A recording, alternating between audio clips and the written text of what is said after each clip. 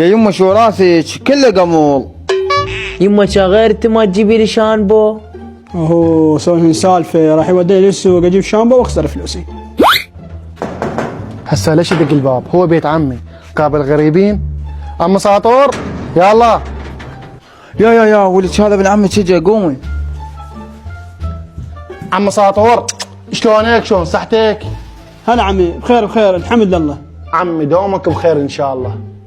متمرة. لو خيروك أن ترى وجه الله في الجنة أو ترى وجه إبليس في النار، إذا اخترت أن ترى وجه الله فضع لايك واشتراك واكتب في التعليقات: اللهم اجعلنا ممن يرون وجهك الكريم يوم القيامة.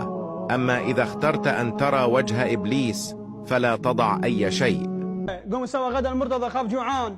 عم ساطور رحم الله والديك وما تقصر، انا صايم. عمي احنا مو برمضان ليش صايم؟ عم ادري مو رمضان بس انا مطلوب يومين قبل سنتين وهسه جاي بدي اقضيهن. ايه عمي امرني شو تريد؟ خاف رايد شي؟ اي والله عمي محتاج لمليون وان شاء الله ارد لك باقرب وقت. ولكن النعال الله يطلبك يومين سنتين يلا فكيتن، جاي هسه تريد تفك عمك بقرب وقت؟